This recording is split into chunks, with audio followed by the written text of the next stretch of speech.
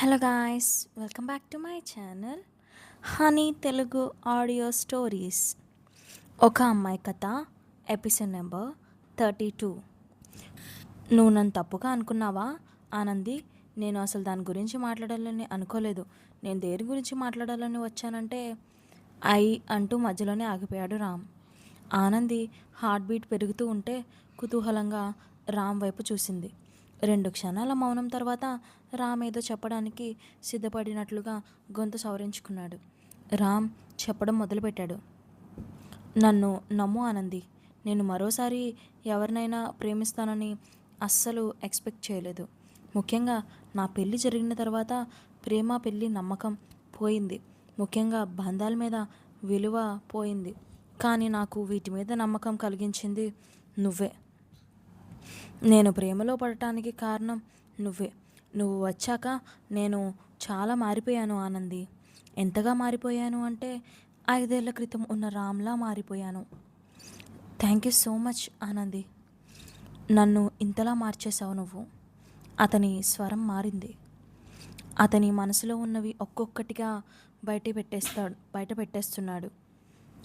అతన్నే చూస్తూ అతను చెప్పేది వింటోంది ఆనంది. సోఫాలో నుండి పైకి లేచాడు రామ్. విండో దగ్గరికి వెళ్ళాడు. ఒకసారి బయటికి చూసి మరలా ఆనందిని చూస్తూ చెప్పడం కొనసాగించాడు రామ్. యునో ఆనంది, ఫర్టిలిటీ క్లినిక్లో వాళ్ళు నాకు ఇచ్చిన ప్రొఫైల్లో నీ ఫోటో చూశాను. నిన్ను ఫోటోలో చూసిన మొదటిసారి నీ మీద ఇష్టం కలిగింది. నీ నీ ఫేస్లో ఏదో గ్లో నన్ను కట్టిపడేసింది. ఆ రోజు నా బేబీకి సరిపోయే సరోగసి మదర్వి నువ్వేనంటూ ఫిక్స్ అయిపోయాను. నాకు ఎందుకు ఇలా అనిపించిందో తెలియదు. నేను చెప్పేది విని నువ్వు షాక్ అవ్వచ్చు. మనం ఈ అపార్ట్మెంట్లో కలిసి ఉన్నప్పుడు నుంచి ఇద్దరం పోట్లాడుకుంటున్నాం. ఎప్పుడు నీకు పడిపోయానో నాకే తెలియదు ఆనంది. నీతో జర్నీ చేసిన ఈ కొద్ది రోజుల్లోనే నువ్వంటే ఏంటో తెలిసింది. నువ్వు సాధారణ అమ్మాయివి అయితే కాదు, లైఫ్ అంటే ఏంటో తెలిసిన అమ్మాయివి. నీకు లైఫ్ మీద ఫుల్ క్లారిటీ ఉంది. నువ్వు ఇండిపెండెంట్గా ఉండాలి అనుకుంటావు. అంతేకాదు, నీ మనసు అందమైనది. నీలో ఉన్న ఈ క్వాలిటీస్ అన్నీ నాకు చాలా బాగా నచ్చాయి. నీ మీద ఉన్న ఫీలింగ్ లవ్ అని నాకు మెల్లమెల్లగా అర్థమైంది. ఫైనల్గా నేను నీ ప్రేమలో పడిపోయాను ఆనంది అని అన్నాడు రామ్. చాలాసేపు ఆ గదిలో నిశ్శబ్దం ఆవహించింది. మళ్ళీ చెప్పడం కొనసాగించాడు రామ్. నువ్వు నా గతం గురించి అడిగినప్పుడు నేను భయపడ్డాను. నీకు నా గతం తెలిసాక నువ్వు నన్ను ఎక్కడ తప్పుగా అర్థం చేసుకుంటావు అని భయం. ద గ్రేట్ రామ్ కూడా భయపడ్డాడు ఆనంది. నువ్వు నన్ను వదిలేసి వెళ్ళిపోతావు అనుకున్నాను. అందుకే కనీసం ఇంటికి కూడా రాకుండా 4 రోజులు హోటల్లోనే గడిపేశాను.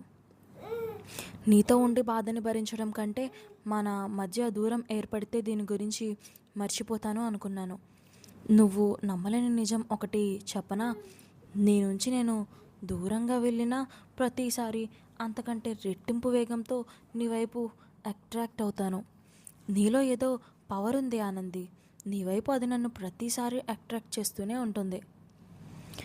నీకు దూరంగా ఉండటం నా వల్ల అయ్యేదే కాదు అని అన్నాడు రామ్. అతని మనసులో మాటలు ఆనంది మీద ప్రభావం చూపించాయి. ఆనందికి ఆమె జీవితంలో ఫస్ట్ టైం ఒక వండర్ జరిగినట్లు అనిపించింది.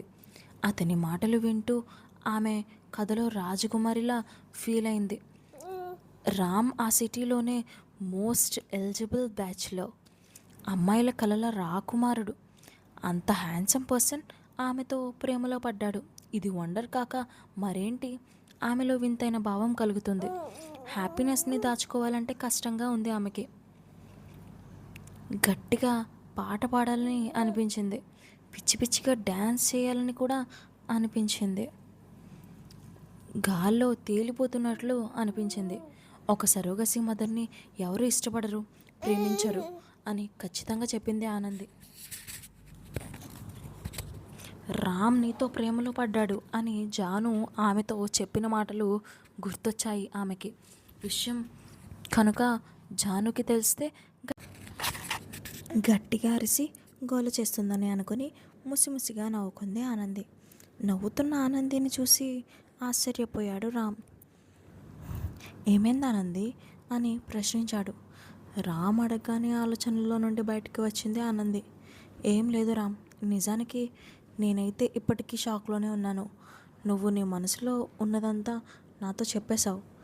నిజంగా ఇదంతా నమ్మలేకపోతున్నాను. నిజం చెప్పాలంటే నువ్వంటే నాకు ఇష్టమే రామ్.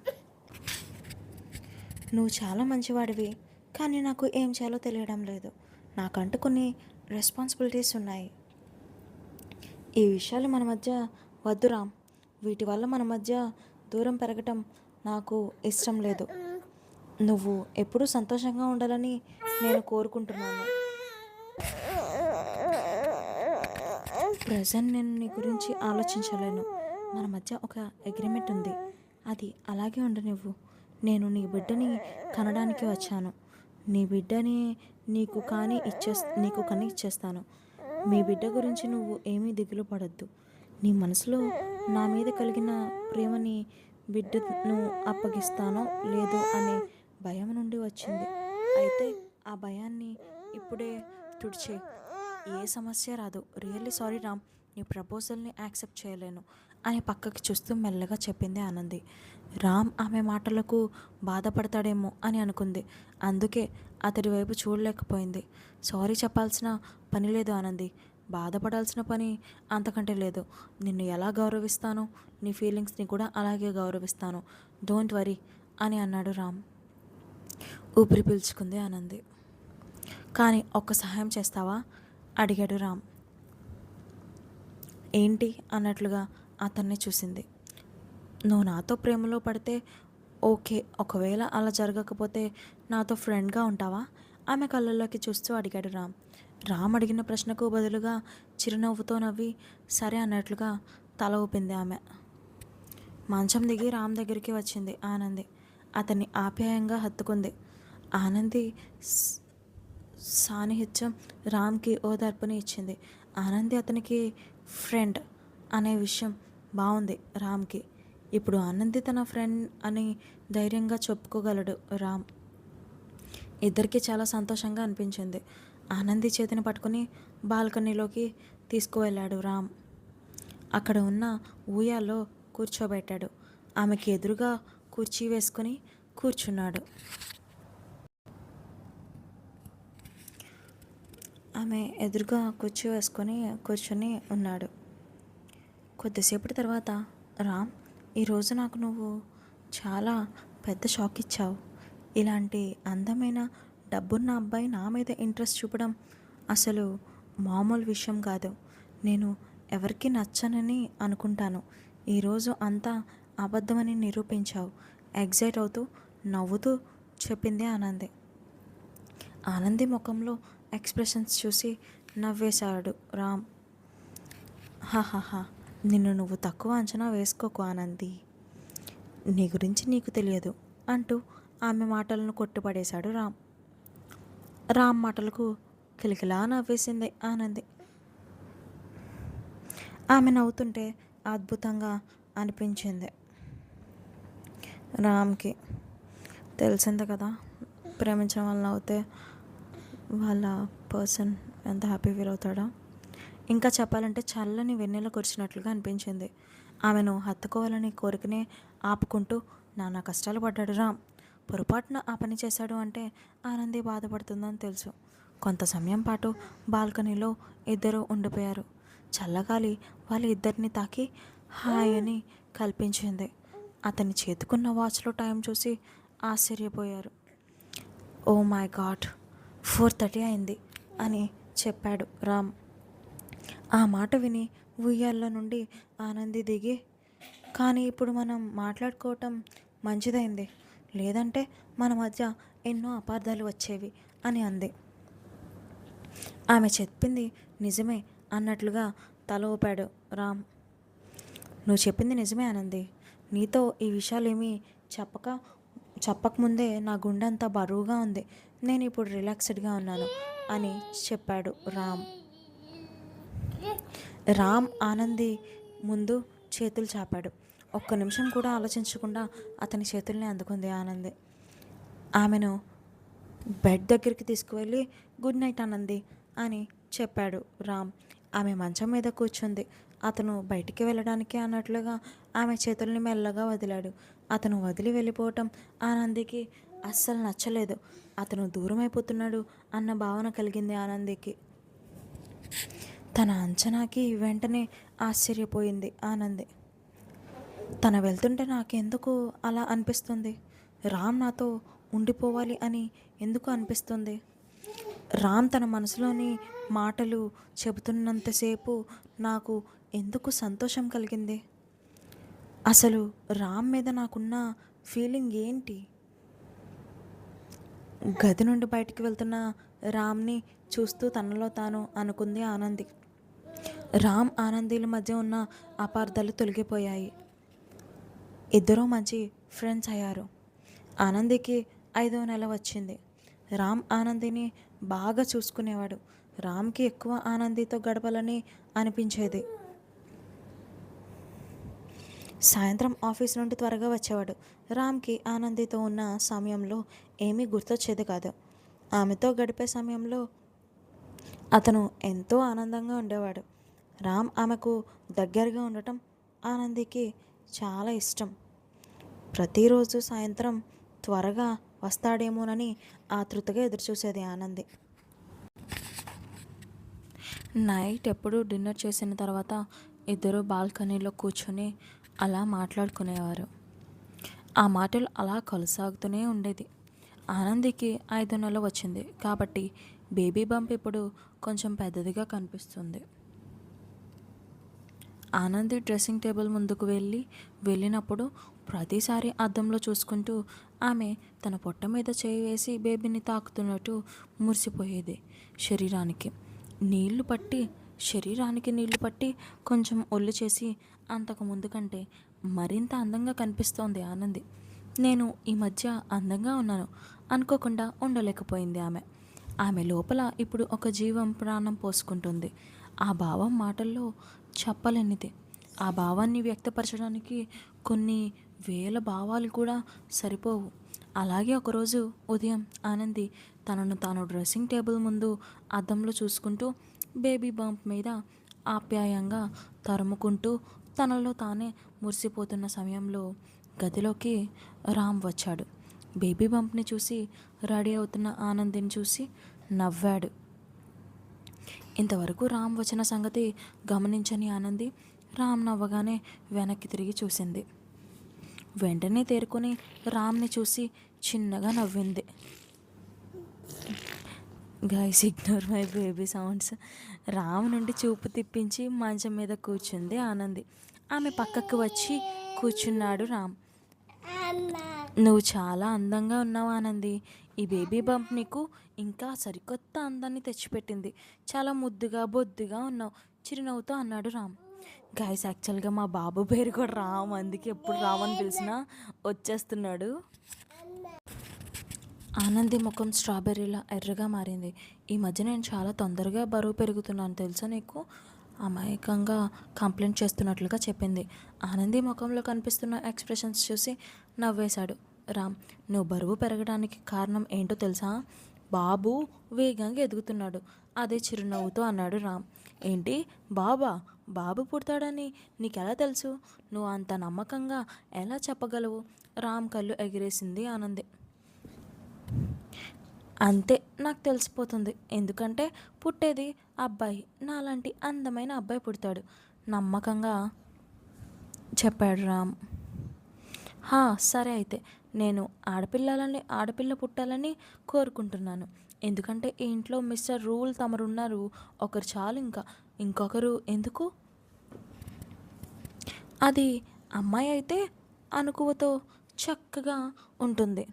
ఇల్లంతా సందడి చేస్తూ సరదాగా ఆడుతూ పాడుతూ తిరిగేస్తుంది అని వెంటనే ఆన్సర్ ఇచ్చింది ఆనంది.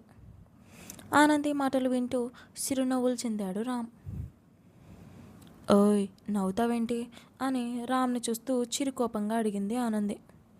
రామ్ అదే చిరునవ్వుతో చెప్పటం మొదలుపెట్టాడు. అవునా ఆనంది, వాళ్ళు ఎమోషనల్గా కూడా ఉంటారు.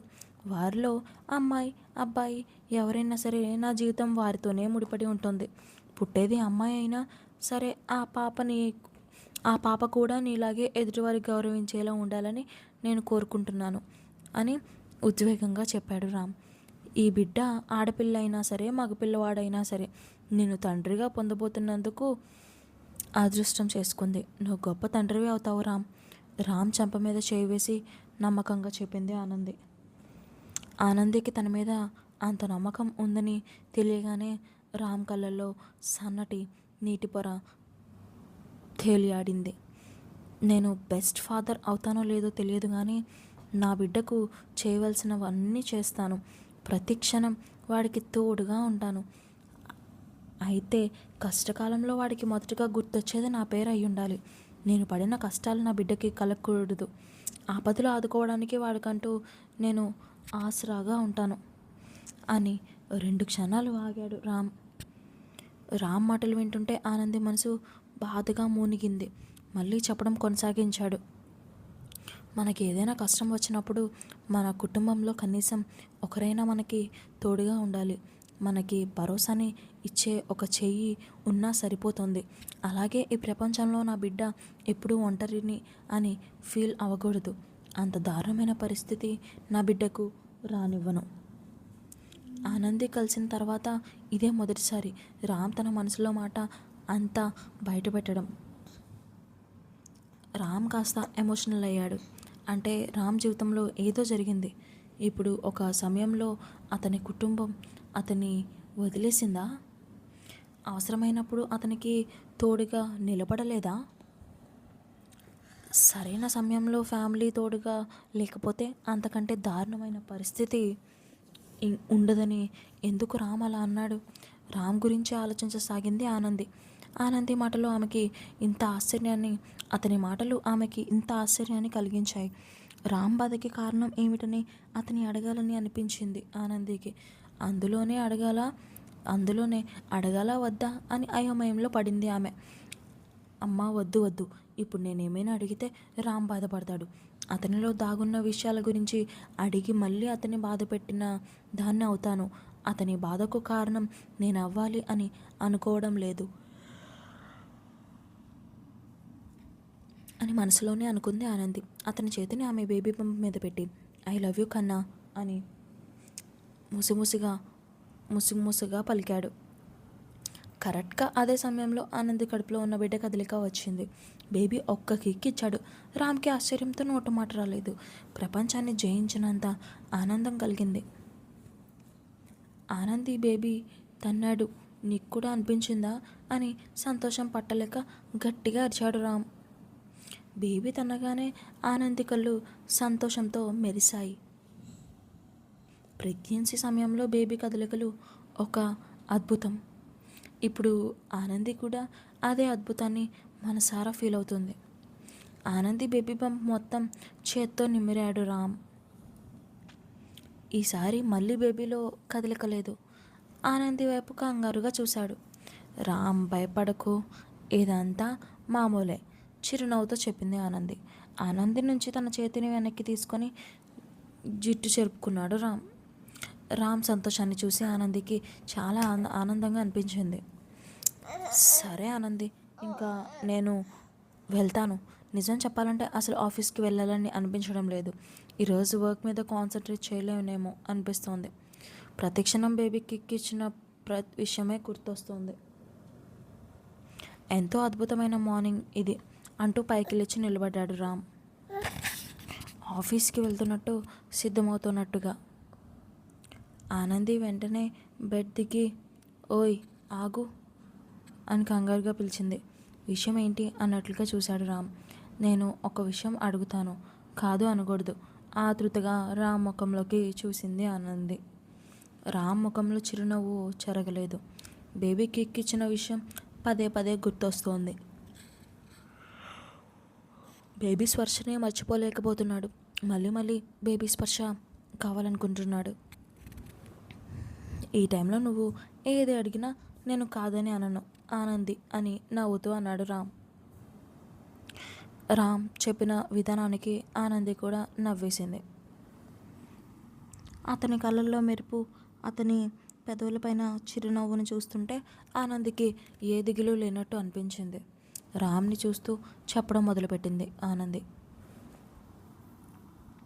విషయం ఏంటంటే నేను షాపింగ్కి వెళ్ళాలి అనుకుంటున్నాను రామ్. ఈ మధ్య చాలా లావ్ అయిపోయాను. నా డ్రెస్సెస్ అస్సలు పట్టడం లేదు. నేను కొత్త బట్టలు తీసుకోవాలి. నువ్వేమంటావు రామ్? తడబడుతూ అడిగింది ఆనంది. నువ్వు వెళ్ళడానికి వీల్లేదు అని అన్నాడు రామ్. అతని మాటలు కాదని చెప్తుంటే అతని కళ్ళు మాత్రం నవ్వుతున్నాయి. ఆనంది ముఖాన్ని డల్గా పెట్టుకొని, ఎలా వద్దంటావు రామ్? నేను నిజంగానే కొన్ని బట్టలు తీసుకోవాలి. నీ మాట నేను వినను. ఏది అడిగినా కాదనాలని ఇందాకే కదా చెప్పావు. ఇప్పుడు కాదని అంటున్నావు ఎందుకు? వాదించింది ఆనంది. రామ్ అలానే చూస్తూ ఉండిపోయాడు. నువ్వు చెప్పినట్టే ఆటోలో, బస్లో బయట తిరిగాను నేను. ఎక్కడికైనా వెళ్ళాలంటే నువ్వు నాకు గిఫ్ట్గా ఇచ్చిన కారులోనే వెళ్తాను. ప్లీజ్ రామ్, కాదనకు. నేను షాపింగ్కి వెళ్ళడానికి ఒప్పుకో, బ్రతిమలాడింది ఆనంది. రామ్ షాపింగ్ వద్దు అనడం వల్ల ఆనందికి చాలా విసుగ్గా అనిపించింది. అప్పటి వరకు ఆర్డర్ వేసి వెంటనే బ్రతిమలాడుతున్న ఆనందిని చూసి నవ్వు ఆపుకోలేకపోయాడు. రామ్ కష్టంగా నవ్వు దాచుకున్నాడు.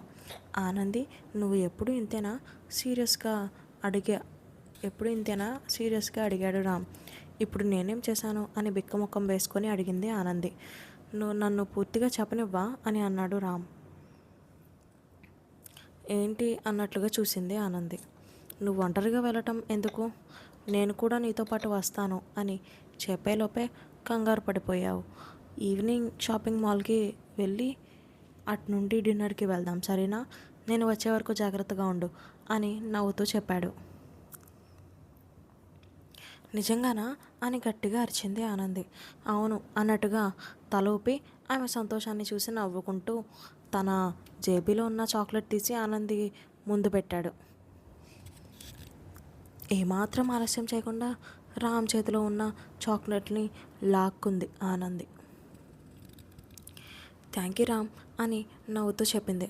రామ్తో సరదాగా ఉండటం ఆనందికి బాగా నచ్చింది.